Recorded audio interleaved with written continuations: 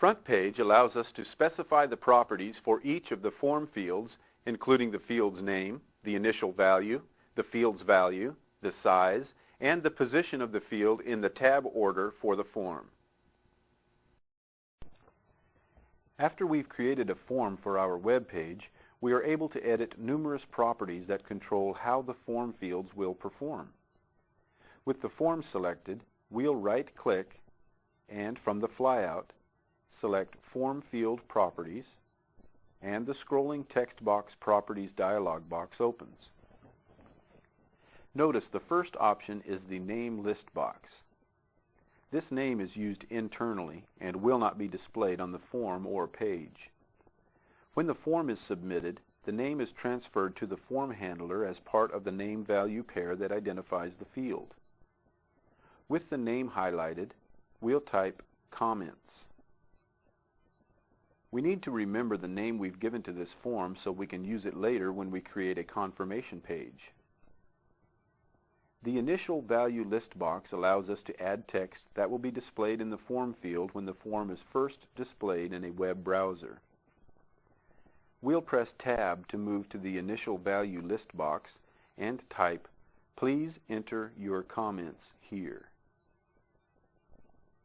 The next two parameters allow us to control the width of the form in characters and the number of lines that the form will support.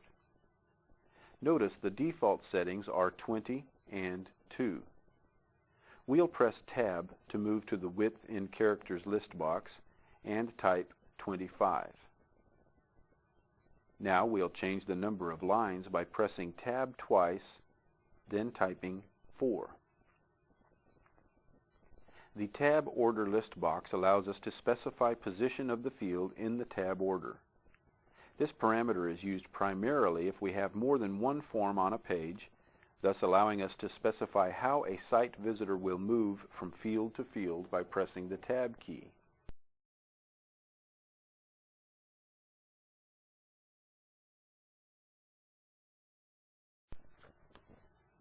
With the cursor blinking in the tab order, we'll type -1 and the field will not be included in the tab order. If we were to add more form fields to this page, we can always change the tab order to meet our requirements. If we were to select the Style button, the Style dialog box would open. The Style dialog box allows us to edit the cascading style sheet properties for the selection. However, we haven't created a CSS yet, so we'll move on to the Validate button. The Validate button allows us to restrict what a user can enter into the text box. We'll select it, and the Text Box Validation dialog box opens. Notice currently in the Data Type List box, no constraints is displayed. If we click the drop-down arrow, we have three other options for the type of data that can be entered into our field. We'll select the text constraint, and notice the text format options are now available. The text format options allow us to define the criteria the text must follow to be entered into the field. The letter checkbox allows the field to contain alphabetic characters, which we'll select, of course. And notice now the Display Name List box becomes available. The Display Name List box permits us to enter a name for our validation. We'll position the cursor in the display name and type Comments Validation. Then we'll move back to the text format options. The Digits checkbox, if selected, allows digits to be entered into the form fields, which we'll leave deselected because we want only text entered. Next, the white space checkbox, if selected, allows the field to contain white space, including spaces, tabs, carriage returns, and line feeds. We'll select this checkbox to allow white spaces. Finally, the Other checkbox allows us to include other permissible characters, such as commas or hyphens. We'll select the Other checkbox, then position the cursor in the Other list box and type comma. Since we select the text data type, the numeric format options are dimmed and unavailable. However, we'll move to the Data Length section. The Required checkbox allows us to indicate that data is required in the form field. Then we can specify the minimum and maximum length for the data.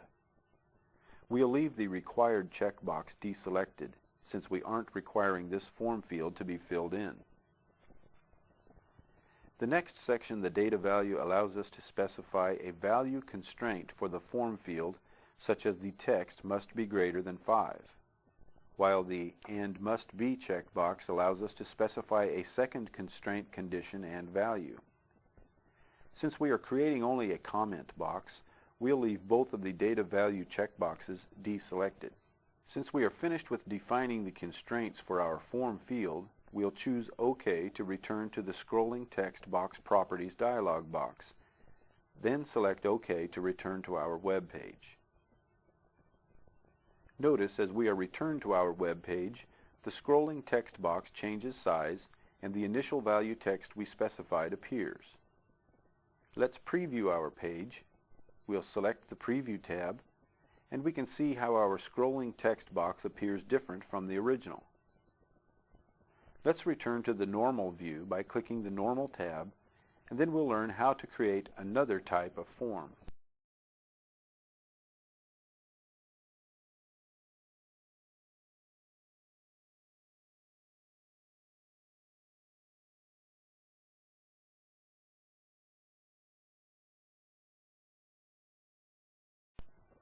With the cursor at the end of the line of text below the scrolling text box, we'll press Enter and type, "Have you ever visited our website before?" and press Enter.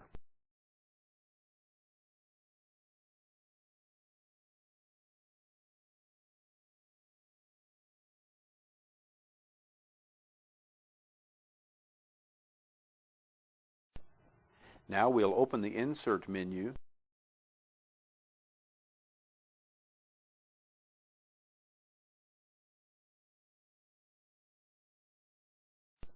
choose Form.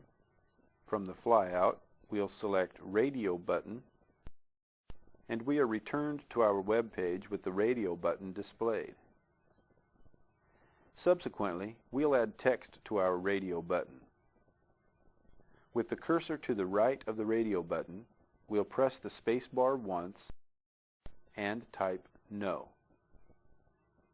The reason we press the spacebar once is so we can align our two radio buttons on the page. Finally, we'll add a Yes radio button. First, open the Insert menu,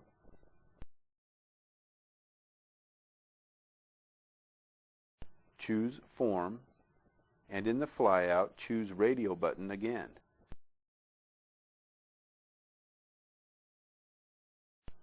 With the cursor to the right of the Radio button we created, we'll type Yes and press Enter.